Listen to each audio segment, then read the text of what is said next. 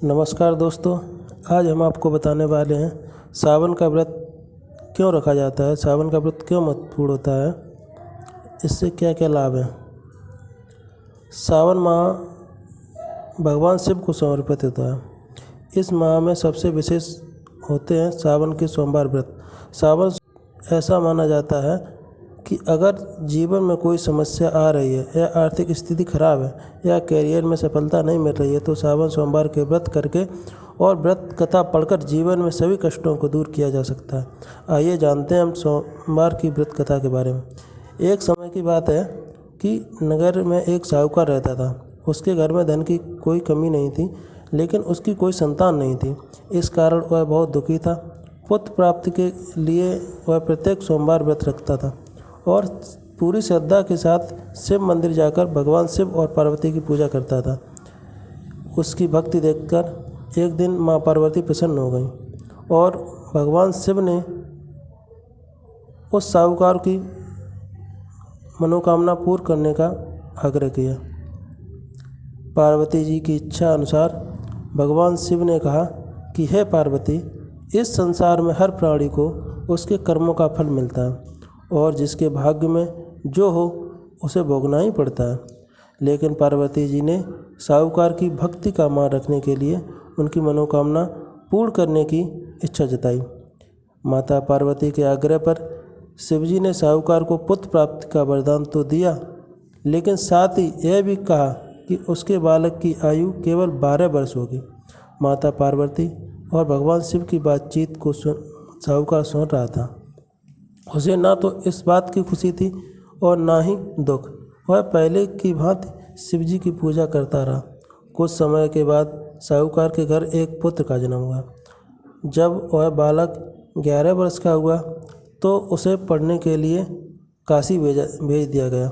साहूकार ने पुत्र के मामा को बुलाकर उसे बहुत सारा धन दिया और कहा कि तुम इस बालक को काशी विद्या प्राप्त के लिए ले जाओ और मार्ग में यज्ञ कराना।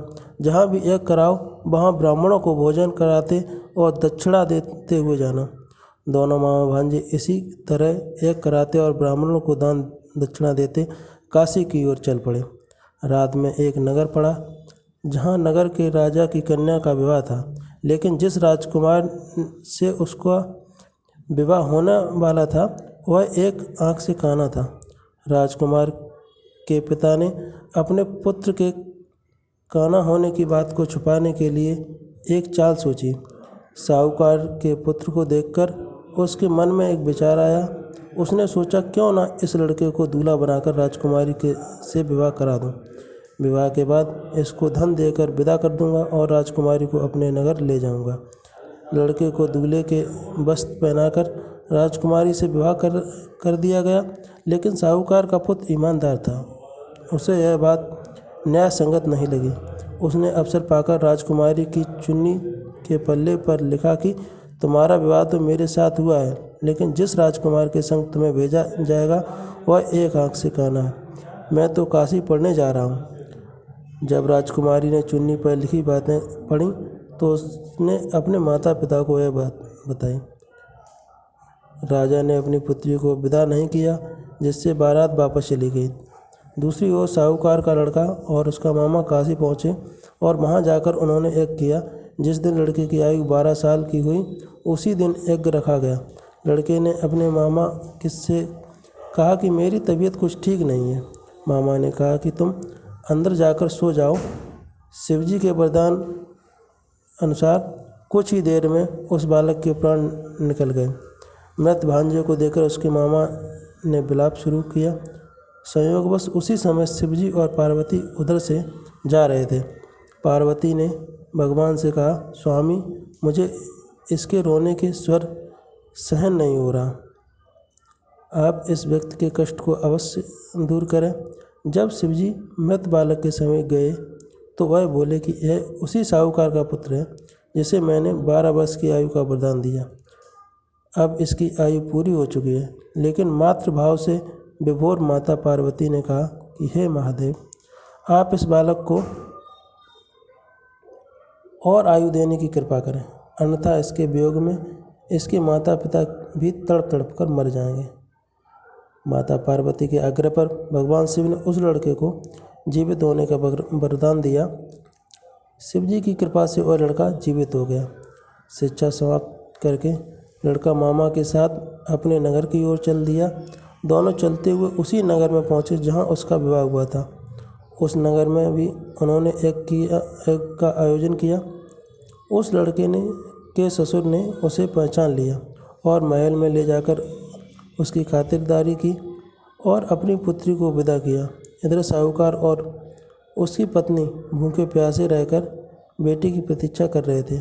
उन्होंने प्रण कर रखा था कि उन्हें यदि अपने बेटे की मृत्यु का समाचार मिला तो वह भी प्राण त्याग देंगे, परंतु अपने बेटे से जीवित होने का समाचार पाकर वह बेहद प्रसन्न हुए। उसी रात भगवान शिव ने व्यापारी के स्वप्न में आकर कहा, हे श्रेष्ठी, मैं तेरे सोमवार के व्रत करने और कथा व्रत सुनने से प्रसन्न होकर तेरे पुत्र को लंबी आयु प्रदान की। इसी प्रकार जो कोई सोमवार व्रत करता है या कथा सुनता है उसके सभी कष्ट दूर होते हैं और समस्त मनोकामना पूरी होती हैं।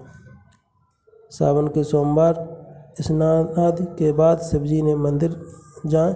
मंदिर घर से नंगे पैर जाएं और घर से ही लोटे के जल भरकर ले जाएं। मंदिर जाकर शिवलिंग पर जल अर्पित करें। भगवान को साष्टांग करें।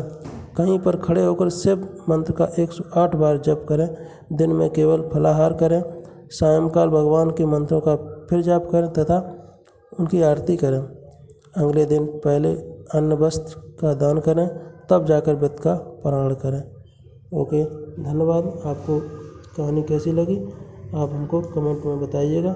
ओके, धन्यवाद।